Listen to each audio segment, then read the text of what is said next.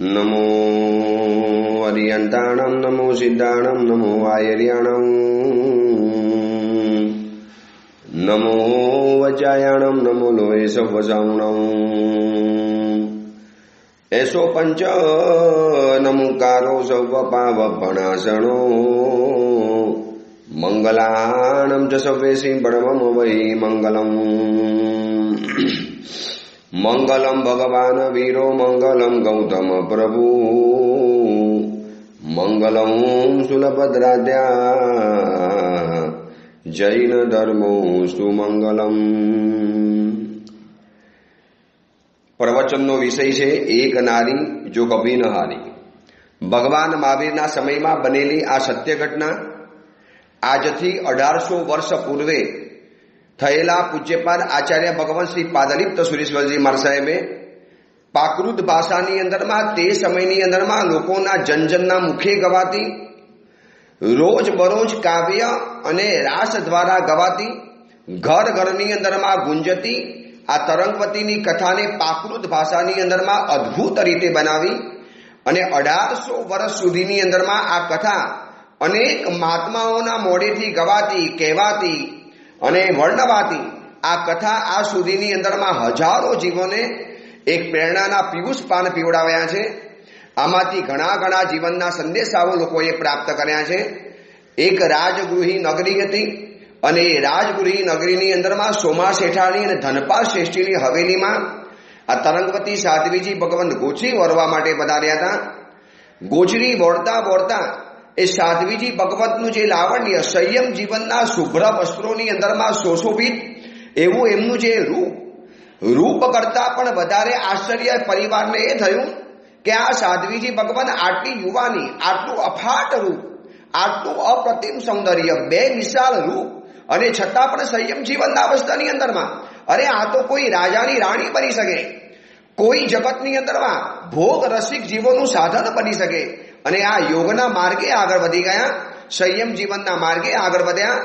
આવું રૂપ સંયમ જીવનના વસ્તુઓની અંદરમાં જોઈને પરિવારને એક આશ્ચર્ય થયું અને પરિવારે જે પૃચ્છા કરી અને એમાંથી આખી કથા તરંગવતી સાધ્વીજી ભગવંતે જે વર્ણવી છે અને પરિવારને થયું કે આટલા અદ્ભુત રૂપ સૌંદર્યવાળા વ્યક્તિને પણ સંસાર જો અકારો લાગ્યો હોય સંસાર ખોટો લાગ્યો હોય સંસારના સુખો એમને ઉપાધિ ન લાગ્યા હોય તો ચોક્કસ ભગવાન મહાવીરનો માર્ગ સાચો રહેલો છે અને બસ એ શ્રદ્ધાના માર્ગે આગળ વધારવા માટે તરંગવતી સાધ્વીજી ભગવાન પોતાની આત્મકથા એમના શ્રી મુખેથી કહેતા જાય છે।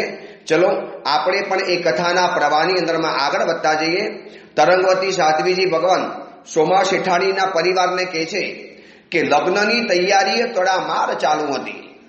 મારા મનની અંદરમાં પણ રોજ ઉમંગ રોજ નવો આનંદ રોજ નવો ઉત્સાહ રોજ નવા અરમાન રોજ નવી આશા રોજ નવી ઈચ્છાઓ પેદા થતી હતી કારણ કે વર્ષોથી જેના માટે હું ઝૂરતી હતી રાહ જોતી હતી અને એ જ પૂર્વ ભવનો સાથી આ ભવની અંદરમાં આટલા અદ્ભુત રીતે મળ્યો ઉત્તમ કુલ સંપન્ન મળ્યો શ્રીમંત વાલો મળ્યો મારી તોલે આવી શકે એવો મળ્યો ગુણગણ સંપન્ન મળ્યો આટલો સંયમી મળ્યો યુવાન સમયની અંદરમાં પણ મર્યાદા અને સંસ્કાર જેને ક્યારે ભૂલ્યા નથી।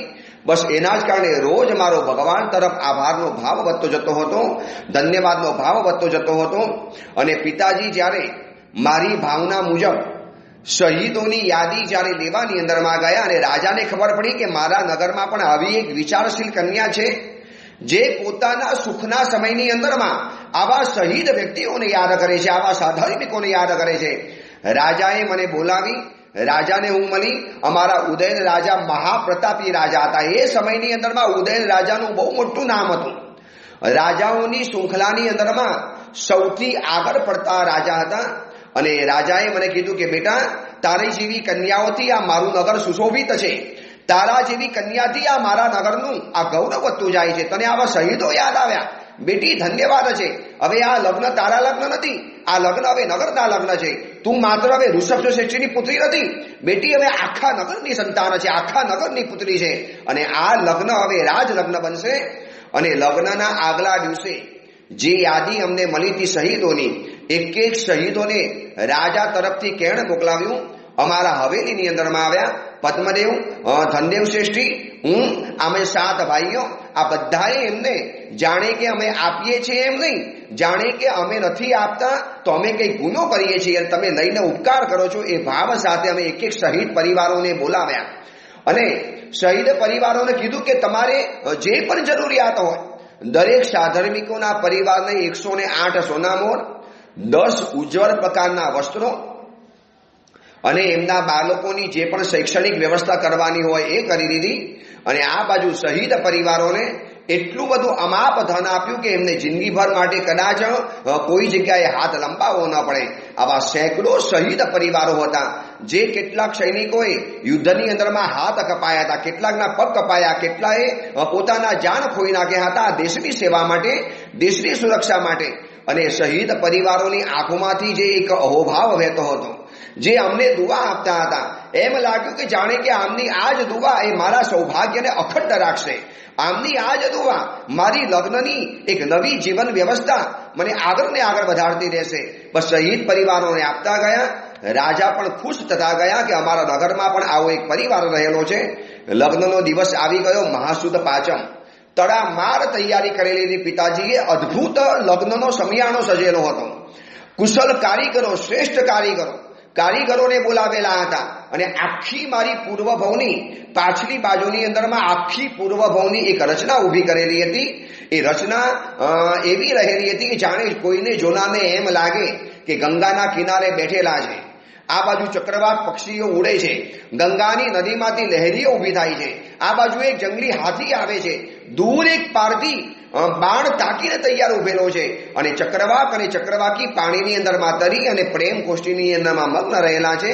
આવા પાછલા ભાગની અંદરમાં આવી રચના અને એ રચનાની આગળ અમારી લગ્નની વેદિકા, લગ્નની ચોરી.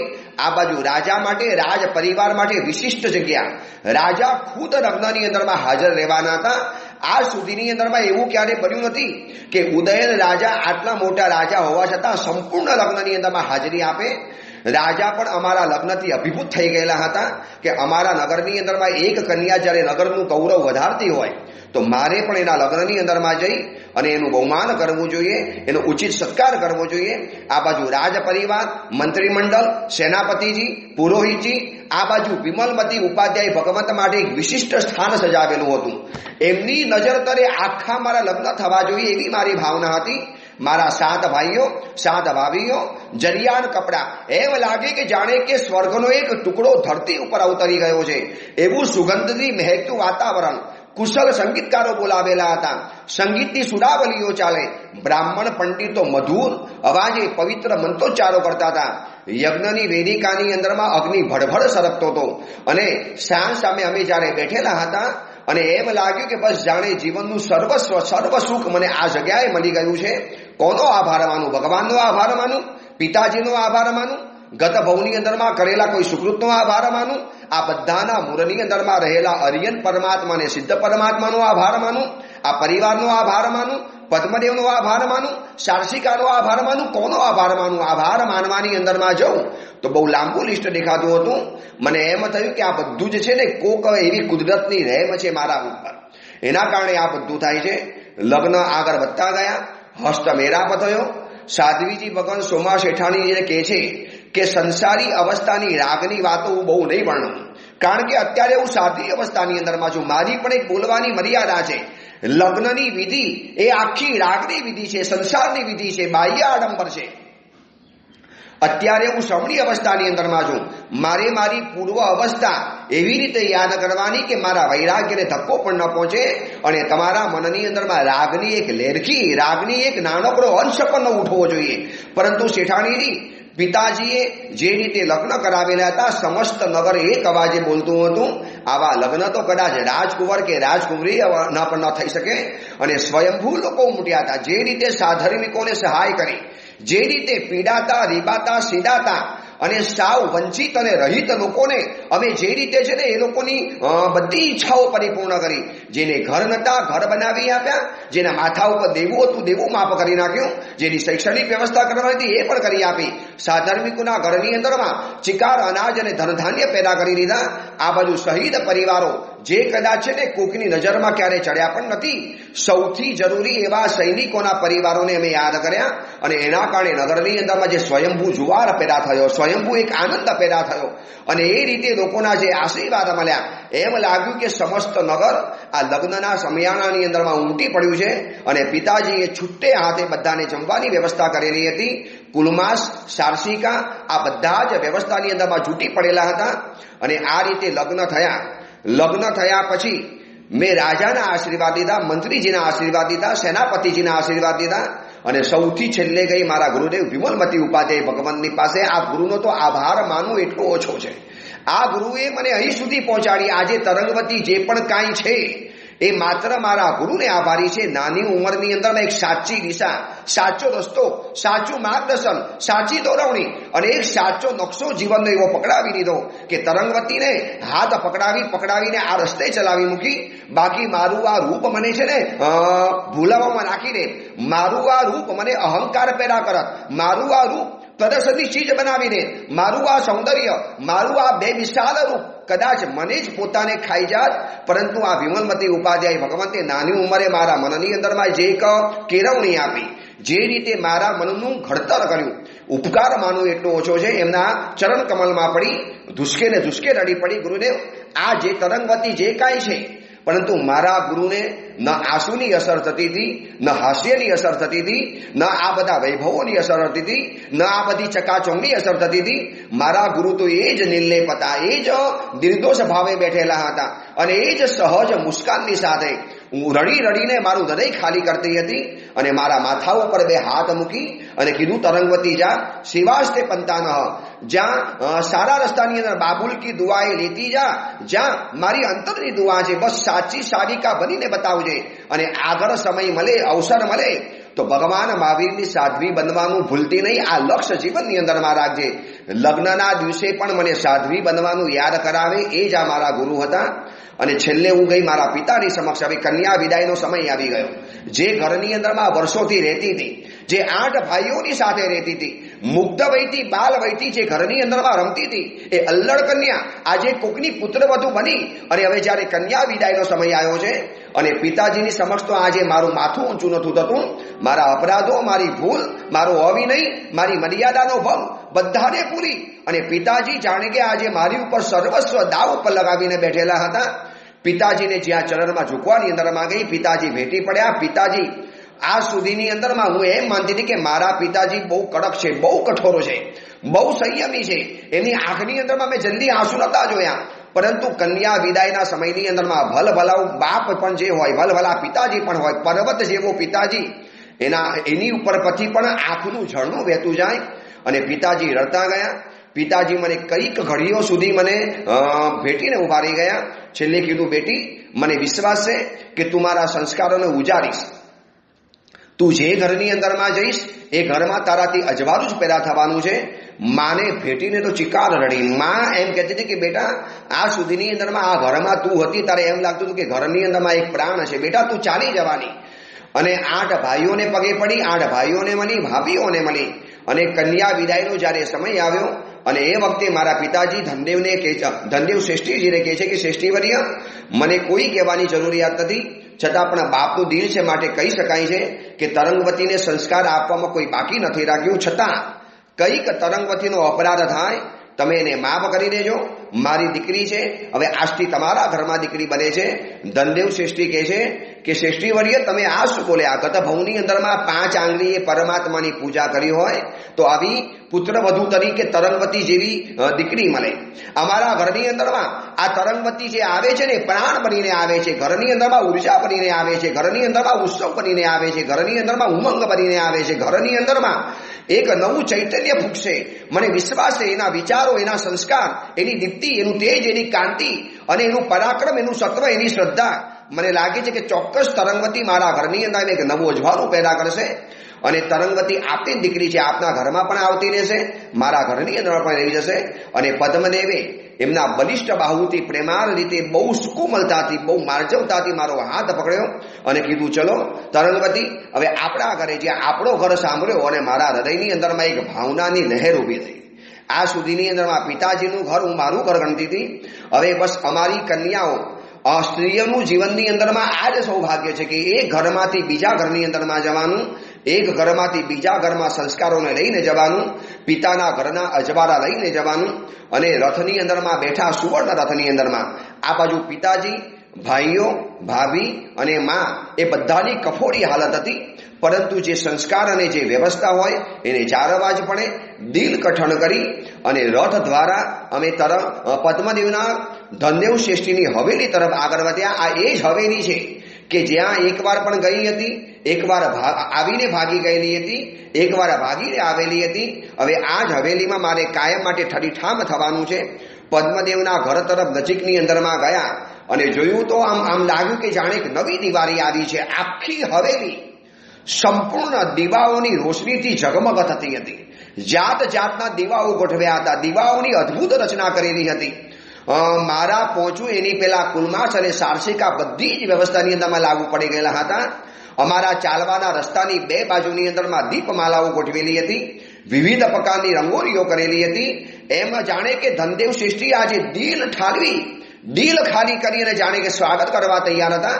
અને જેવા ઘરના મુખ્ય દરવાજે પ્રવેશ કરીએ છીએ અને પદ્મદેવની માતાજી હાથની અંદરમાં આરતી લઈને આવ્યા. અમારી આરતી ઉતારી, જે પ્રવેશનું જે પણ વિધિ વિધાન હોય, સંપુક તોડવાની બધી વિધિ અંદરમાં કરી અને હવેલીમાં જેવો પ્રવેશ કર્યો.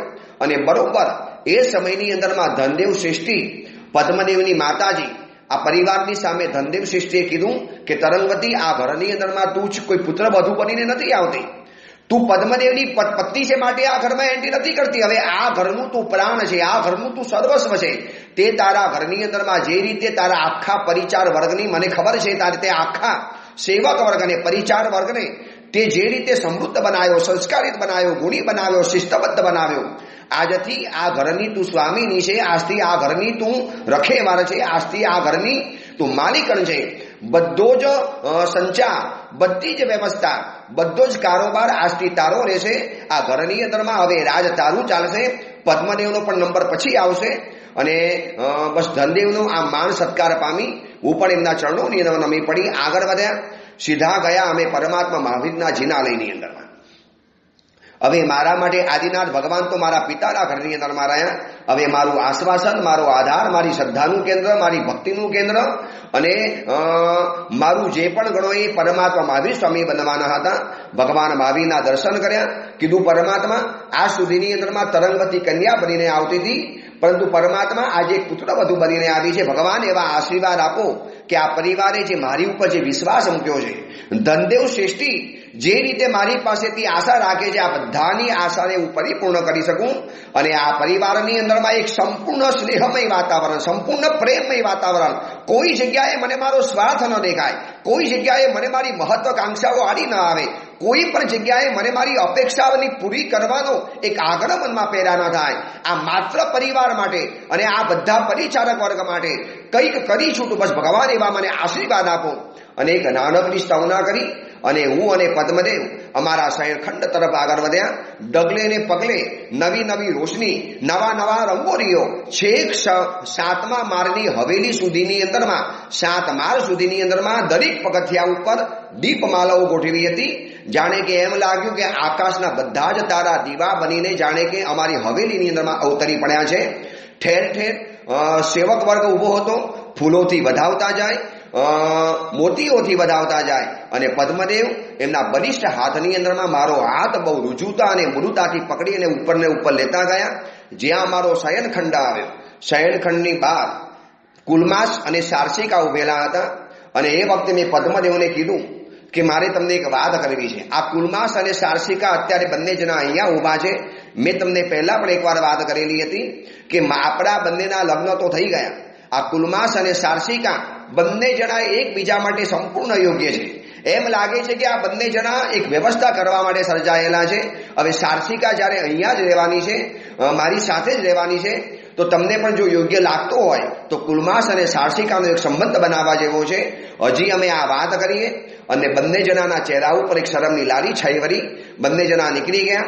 અમે અમારા શયનખંડની અંદરમાં ગયા, દરવાજો બંધ કર્યો. આ એ જ શયનખંડ છે કે જ્યાં હવે મારી જિંદગી અહીંયા ગુજરવાની છે, એક નવી જિંદગી શરૂ થવાની છે. શયનખંડની અંદરમાં સામે એ જ ચિત્રપટ હતો જે ચિત્રપટ દ્વારા પદ્મદેવનો પરિચય થયેલો હતો. આખા શયનખંડની અંદરમાં પુષ્પોની રીમઝીમ સુવાસ આવતી હતી, પુષ્પોનો મગમગાટ ચાલુ હતો. સેંકડો પ્રકારના પુષ્પો આ શયનખંડની અંદરમાં સજાવેલા હતા. દીપમાલાઓ સળગતી હતી, મસાલાનું તેજ ફેલાતું હતું, વાતાવરણમાંથી ઠંડો પવન આવતો હતો, સુમધુર વાતાવરણ, એવા વિશિષ્ટ પ્રકારના ઇત્ર અને અત્તરો છાંટેલા હતા. એક મધુર, એક માદક અને એક પવિત્ર વાતાવરણ અને એક હૃદયની અંદરમાં ભાવોની ભરતી પેદા કરે એવું વાતાવરણ પેદા થઈ ગયું. અને જેવા અમે શયનખંડની નજીકમાં મધ્યમાં પહોંચ્યા, શયનખંડ હતો, સૈયા હતી, સુવર્ણ પલંગ રહેલો હતો. આખો પલંગ ફૂલોથી અને પુષ્પોથી બિછાવેલો હતો. અને એ વખતે સૌ પ્રથમ હું પદ્મદેવના જ્યાં પગની અંદરમાં પડી ત્યારે ફરીવાર કીધું કે તરંગવતી, મેં તને વારંવાર કીધું છે કે તારું સ્થાન મારા પગની અંદરમાં નહીં, મારી બાજુની અંદરમાં સદૈવ રહેશે. મેં કીધું મને મારો આચાર તો નિભાવવા દો. તમે હવે મારા પતિ છો, હું તમારી પત્ની છું. પત્નીએ પોતાના પતિની પણ સેવા કરવાની હોય છે. ઠીક છે, એ શાસ્ત્રોની અંદરમાં લખ્યું છે, પરંતુ આપણે સમકક્ષ બનીને આ સંસારની ધુરાને આગળ વધારવી છે, આ સંસારિક જવાબદારીને આગળ વધારવી છે. તરંગવતી, સાચું કહું, તારા જેવી પત્નીને પામીને મારું જીવન ધન્ય બની ગયું છે. તું એમ નહીં માનતી કે તું રૂપવતી છે, તું બેમિસાલ સૌંદર્યવાળી છે, માટે બોલું છું. મને તારા સંસ્કારોમાં વધારે રસ હશે. મને તારી જે શ્રદ્ધા, તારું સત્વ અને તારા જે ગુણો છે ને એના તરફથી આકર્ષાયેલો છું. ઠીક છે, શરીર તો એક લગ્ન જીવનનું માધ્યમ છે. આપણને આપણા ગુરુદેવે જે કીધેલું હતું, વિમલમતી ઉપાધ્યાય ભગવતે, શરીર દ્વારા આત્મા સુધી પહોંચવું, આ તો લગ્ન છે. શરીર સુધી અટકી નથી જવાનું, શરીરથી પણ આગળ વધવાનું છે. શરીરના છે ને વિષય ભોગો તો આ ભવમાં છે, પછીના ભવમાં પણ નથી. શરીરનો તો કોઈ પણ ભરોસો નથી. લગ્નની પ્રથમ રાતે જ્યારે પદ્મદેવના મુખેથી આ વાતો સાંભળી, મને એમ લાગ્યું કે કેટલા વિશિષ્ટ સંસ્કારો લઈને આ પદ્મદેવ જન્મેલો છે. મને એમ હતું કે કેવા પ્રકારનો યુવક મને મારા જીવનમાં મળશે. એક જુગાર ખેલતી હતી, પરંતુ જુગારની અંદરમાં એવી વિજયી બની છું. મને એમ થયું કે પર્વતની ચોટી ઉપર ચડીને હું ભગવાનને આભાર માનું. પરમાત્મા, લાખ લાખ આભાર છે. મને લગ્નની પ્રથમ રાતે મારા જેવી ત્રિભુવન મોહિની સૌંદર્યવાળી સ્ત્રી હોય તો બીજો પુરુષ કદાચ શરીર ભોગવવા માટે પાગલ બની જાય, શરીરના રૂપને ચૂથવા માટે પાગલ બની જાય. પદ્મદેવને એવી કોઈ ઉતાવળ નથી, કોઈ એવી લાલસા પણ નથી, એની આંખોની અંદરમાં કોઈ વિકાર નથી. અને મને કીધું કે તરંગવતી, આજે આપણી હવે જિંદગીની નવી શરૂઆત છે. હવે માત્ર આપણે આ બે શયનખંડની અંદરમાં છીએ અને કાયમ માટે બે જણા જ રહેવાના શયનખંડની અંદરમાં. આપણી આ અંગત દુનિયા છે, બહારની દુનિયા અલગ છે, આ આપણી અંગત દુનિયા છે. બસ તરંગવતી, આજે પણ એક ઈચ્છા થાય છે કે તારું મારે ગીત સાંભળું, તારું વીણાવાદન અને ગીત ગાયન, બસ એ મારા જીવનનો પ્રાણ છે. જ્યારે જ્યારે પણ તારા ગીતના શબ્દોને સાંભળું છું અને મને અંદરથી કંઈક કરવાનું સુરાતન જાગે છે, મારા સંસ્કારો અંદરમાંથી હલ બની ઉઠે છે. બસ આજે પણ ઈચ્છા છે, તું બેસ આપણા શયનખંડની અંદરમાં, આપણી સુવર્ણ સૈયાની અંદરમાં. હું પણ તારી બાજુની અંદરમાં બેસું છું. વીણા મેં પહેલેથી તૈયાર રખાવેલી છે. વીણા હાથની અંદરમાં આપી. લગ્નની આ પ્રથમ રાત હતી, જેના માટે કવિઓ કલ્પના કરતા હોય, જેના માટે લેખકો લખતા હોય, એ અમારી આ એક મધુર રજની કહેવાય, અમારી આ લગ્નની પ્રથમ રાત કહેવાય. પરંતુ અમારા બંનેના હૃદયની અંદરમાં એવા કોઈ વિકારોના ભાવ નથી. ઠીક છે, સંસારના પ્રક્રિયાઓમાં આગળ વધવું પડે એ વાત અલગ છે, પરંતુ કોઈ એવા વિષય વાસનાઓના આવેગ નથી પદ્મદેવને કે નથી મને. એમાં પદ્મદેવની આ જ્યારે ભાવના જાણી અને મેં કીધું આજે તો દિલ ઠાલવીને તમને સંભળાવીશ. તમારા જેવા પતિ જ્યારે મને મળ્યો હોય, વર્ષોની તપસ્યા પછી મળ્યો હોય, 108 આમિલ કર્યા પછી મળ્યો હોય, પૂર્વના ભવની અંદરમાં જીવતા બરી મર્યા પછી મને મળ્યા હો, અને હું કંઈ બાકી રાખું. અને વીણા હાથની અંદરમાં લીધી, માર સરસ્વતી માતાને યાદ કરી, મારા સંગીતના શિક્ષક ગુરુને યાદ કર્યા, અને મેં સંગીતનું જે મધુર તાન છેડ્યું છે. બસ જાણે કે સમય થંભી ગયો, કાળ થંભી ગયો. ક્યારેક ક્યારેક આંખ ખોલું અને પદ્મદેવ આંખ બંધ કરીને ભાવ સમાધિમાં પહોંચી ગયા હોય. એક ઘટી પસાર થઈ, 2 ઘટિકા સુધી અમારું સંગીતનું જ્ઞાન ચાલતું જ ગયું.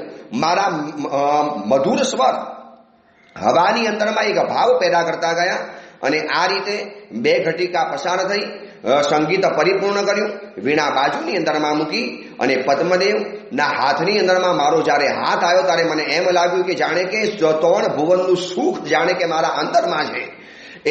એના હાથની ઉષ્મા, એના હાથનો કંઈક સ્પર્શ મારા હૃદયમાં જાણે કે વીણા જેવો જાદુ કરતા હતા. એમ લાગ્યું કે અમારા બંનેના એક થવાથી જાણે કે આખું સઘળું વિશ્વ એક થઈ ગયું છે. વિશ્વમાંથી સગળા દ્વંદ્વો ખતમ થઈ ગયા, નથી અત્યારે કોઈ દ્વંદ, જાણે કે આખું વિશ્વ એક માત્ર છે. આ રીતે અમારી પ્રથમ રાત્રિ પસાર થઈ. સવાર પડી એટલે ઉઠી અને ઉઠીને હું જેવી ખોલીને દરવાજો બહાર ખોલીને જઉં છું, મને ખબર હતી કે સારસિકા બહાર ઉભેલી તૈયાર હશે સેવા માટે. સારસિકા બહાર ઉભેલી હતી. સારસિકા જેવી મને જોઈને સારસિકાએ કીધું કે કેમ સખી, તને મારું સુખ પસંદ નથી? તું મને તારાથી દૂર કરવા માટે માંગે છે? કેમ તું મારો સંબંધ કુલમાં સાથે ગોઠવવા તૈયાર થાય? સાંજે તો કંઈ બોલી નથી, પણ કેમ તને મારા સુખની અદેખાઈ આવે છે? તને દૂર કરી દેવી છે મારાથી? તને તારો પદ્મદેવ મળી ગયો, મારી કિંમત નથી? અરે સારસિકા સાંભળ, કાયમ માટે સાથે રહી શકાય માટે જ આ વ્યવસ્થા કરી છે. અને એક વાત યાદ રાખજે, જીવનનો એક તબક્કો એવો આવે છે કે જ્યારે યોગ્ય સમયે યોગ્ય વ્યક્તિનો સાથ સંગાત ન પકડીએ, ન શોધીએ તો પછી એકલતા જીવનને કાયમ માટે કોરી ખાય છે. તું અને કુલમાસ બધી રીતે યોગ્ય છો, સુપાત્ર છો. તમે બંને જાણે કે એકબીજા માટે બહુ ઉચિત પાત્ર છો અને આ જ ભવનની અંદરમાં સદૈવ સાથે રહેવામાં તમને મળશે. કુલમાસ પણ આ જ ભવનનો મુખ્ય અધિકારી છે. બધી વ્યવસ્થા એના હાથની અંદરમાં છે. તમે બંને જણા આ જ ભવનના એક સુંદર મકાનની અંદરમાં રહેશો. આ જો વિશાળ પરિસરની અંદરમાં કેટલા પણ નાના નાના ભવનો છે, નાના નાના ખંડો રહેલા છે. એમાંથી વિશિષ્ટ ખંડ તમારો બનશે. સદૈવ તું મારી સાથની અંદરમાં રહી શકશે. પદ્મદેવ પણ પાછળ આવીને ઊભા હતા. એ પણ સંમત થઈ ગયા. પ્રભાતિક આવશ્યક કાર્યો પરિપૂર્ણ કર્યા, પ્રભુના દર્શન કર્યા, વડીલોનો ચરણ સ્પર્શ કર્યો અને પદ્મદેવના માતા પિતાની મારી ઉપર અગાધ લાગણી હતી. ચલો, આજે લગ્ન પછીનો પ્રથમ ભોજન સમારંભ છે, આવો જમવા માટે. ભોજન ખંડની અંદરમાં ગયા. પદ્મદેવની માતાએ મને કીધું કે બેસ તરંગવતી, આ જગ્યા હવે સદૈવ તારી રહેશે. તું અને પદ્મદેવ સામ સામે હશો. મેં કીધું આખો પરિવાર બેસી જાઓ, બધાને હું પીરસીશ. તારે એ વખતે પદ્મદેવની માતા કહે છે કે બેટી, તારે પીરસવાનું ન હોય, આપણા ઘરમાં ઘણા પરિચારકો છે, ઘણા સેવકો છે, આપણે બધા ભોજન કરીશું. તારે એ વખતે મેં કીધું કે માં, સ્ત્રી છું, સ્ત્રી અન્નપૂર્ણા કહેવાય. હવેથી મને ગઈકાલે જેમ પિતાજીએ કીધેલું હતું કે આ પરિવારનો કારોબાર તમારા હાથની અંદરમાં છે, તો આ છે ને ભોજનની પણ વ્યવસ્થા મારા હાથની અંદરમાં રહેશે. પરિવાર જ્યારે ભોજન કરતો હોય તો એવા સમયની અંદરમાં સ્ત્રી જ્યારે અન્નપૂર્ણા બનીને બાજુમાં ઊભી રહી જાય ત્યારે એ ભોજન પણ છે ને અમૃત બની જાય, ભોજન પણ પ્રસાદ બની જાય. માં, હવે ભોજનની પણ વ્યવસ્થા મારા હાથની અંદરમાં રહેશે. પરિવારનું મધુર ભોજન, સ્વાદિષ્ટ ભોજન, સુપાચ્ય ભોજન, ઉત્તમ ભોજન બનાવવાની જવાબદારી મારી રહેશે. માં, પરિચારિકાઓ છે, સેવિક વર્ગ છે, સેવક વર્ગ છે, પણ એ લોકોની છે ને અમુક સીમા હોય. પરિવાર માટે સ્વયં ભોજન બનાવો એ પણ એક આનંદનો લાવો છે. બસ આજથી ભોજનની પણ વ્યવસ્થા મારી રહેશે. બધાને મેં પીરસ્યું અને પછી હું જમવા માટે બેઠી અને ધનદેવ શ્રેષ્ઠીના આંખોની અંદરમાં મારા પ્રત્યે નીતરતો જે અહોભાવ, એમ લાગ્યું કે આટલી બધી સમજદાર, આટલી બધી ઘર રખું, આટલી બધી શિક્ષિત અને આટલા સંપન્ન કુલમાં જન્મેલી સ્ત્રીને પણ રસોડાની વ્યવસ્થા સાચવવી ગમે છે, રસોઈની વ્યવસ્થા કરવી ગમે છે.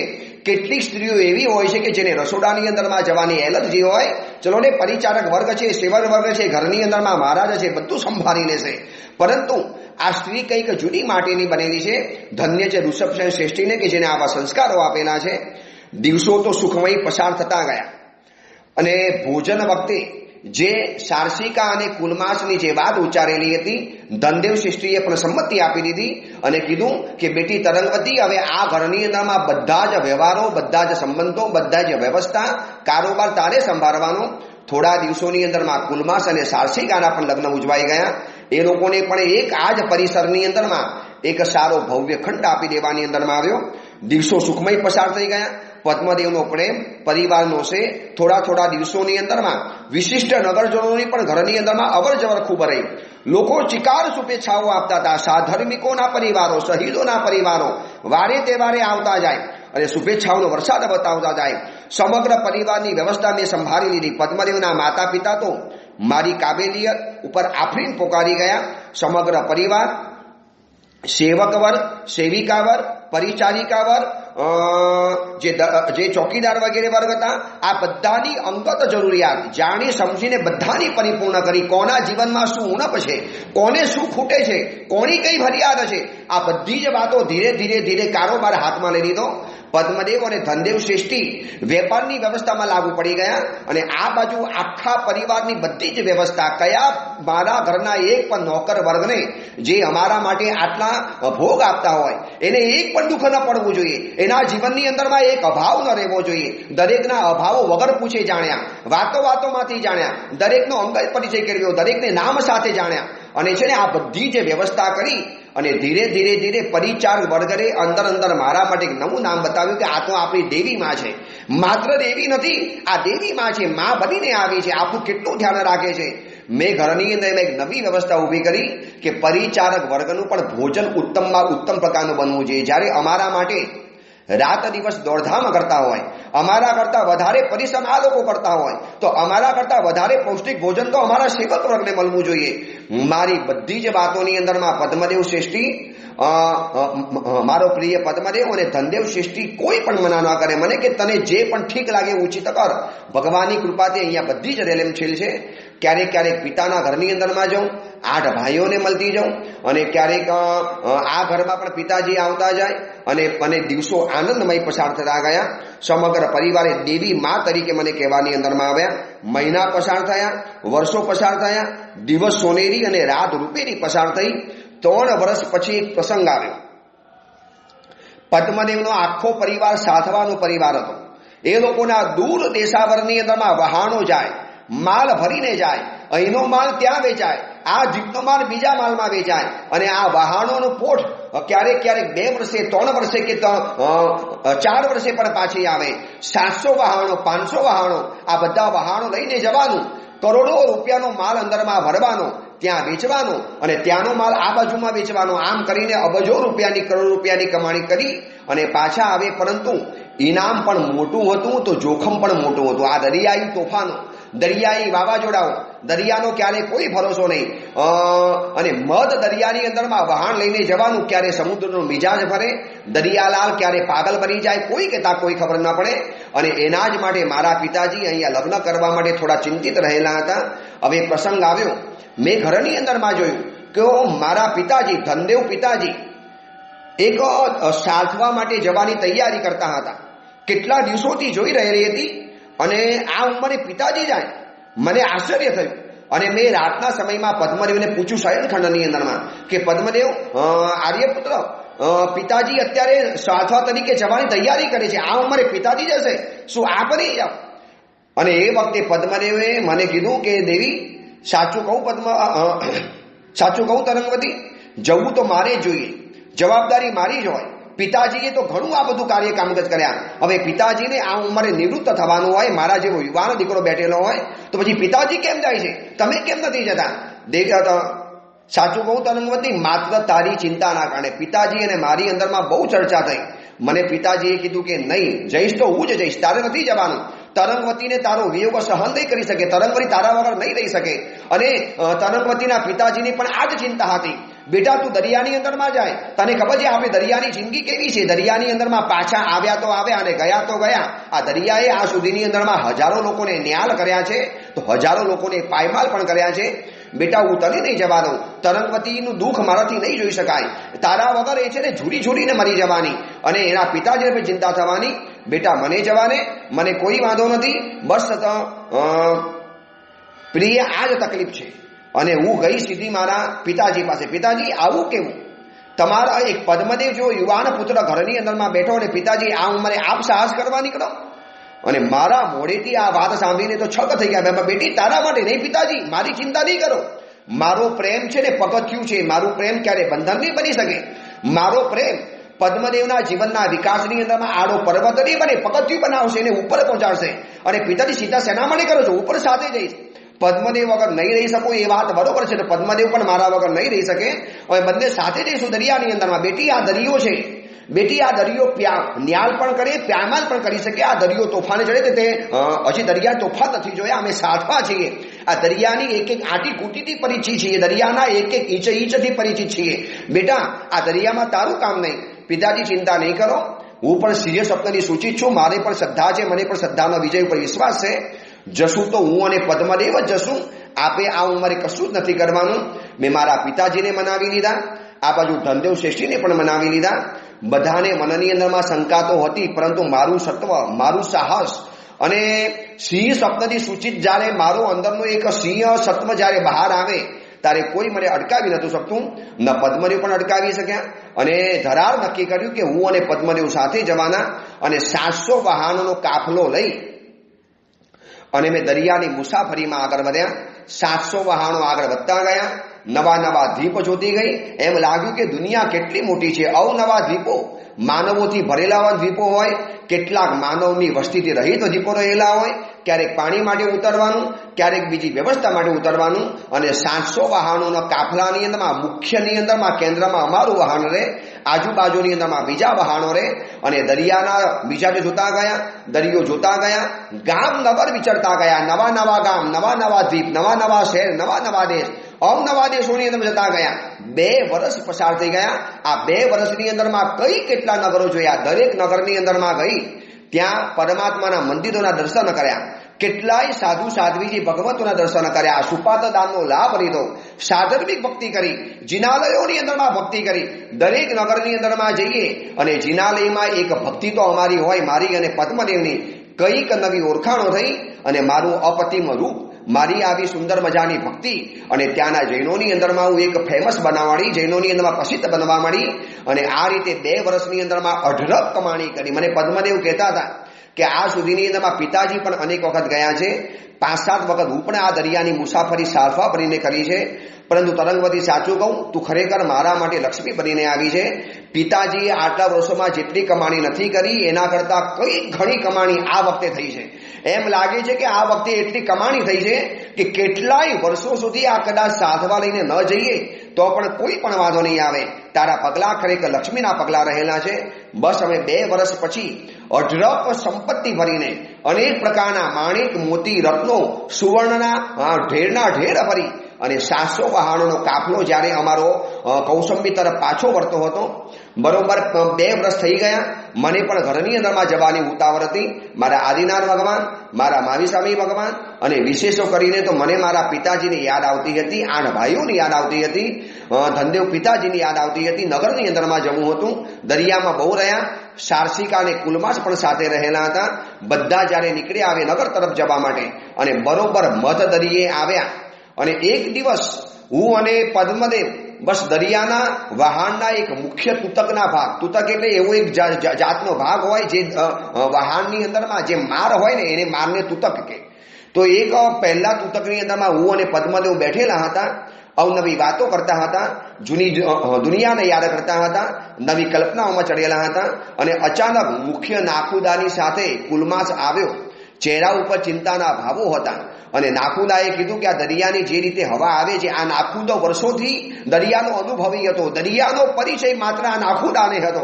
હવામાંથી પારખી લે કે આગળ હવા કેવી આવવાની છે. પદ્મદેવ કે ચિંતાતુર કેમ છો? અને એને જે ચિંતા બતાવી, એને જે ચિંતા અમારી સમક્ષ વર્ણવી, સાંભળ્યા પછી રૂવાડા ખડા થઈ ગયા. કદાચ એમ લાગ્યું કે હવે જીવતા પાછા નહીં જઈએ. અને હજી આ વાતો થાય એની પહેલા એક પ્રચંડ કડાકો થયો. આકાશ ધ્રુજાવી નાખે, ધરતી હરી જાય એ રીતે પ્રચંડ કડાકો થયો. આકાશની અંદરમાં વીજળીના ગડગડાટ થવા માંડ્યા, ચોમે વીજળીઓ કોંધવા માંડી, વાદળો અચાનક ઉમટી પડ્યા, દરિયો આખો ઉછળવા માંડ્યો.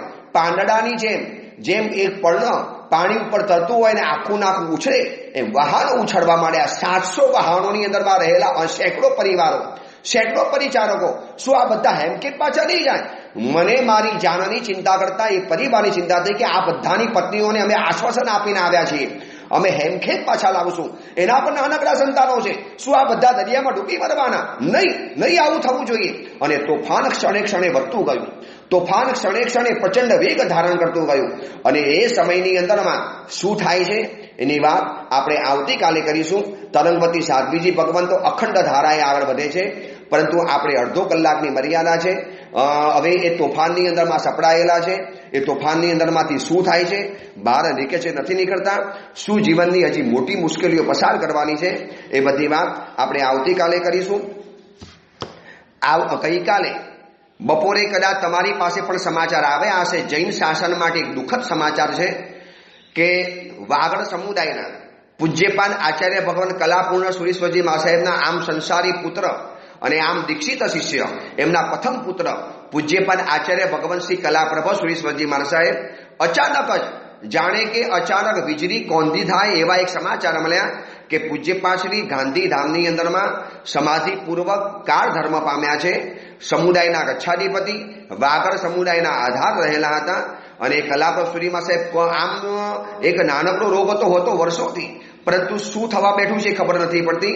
કોઈ કહે છે કે કોરોનાના કારણે કે બીજાના કારણે જે પણ હોય, પરંતુ પૂજ્યપાદ શ્રી આપણી વચ્ચેથી વિદાય પામી ગયા. જૈન શાસનને, જૈન સંઘને, સમસ્ત જૈન સંઘને અને વિશેષ કરીને વાગડ સમુદાયને બહુ મોટી ખોટ પડી છે. એ આચાર્ય ભગવંત માટે આજે માત્ર બાળ નૌકાર ગણી લેજો.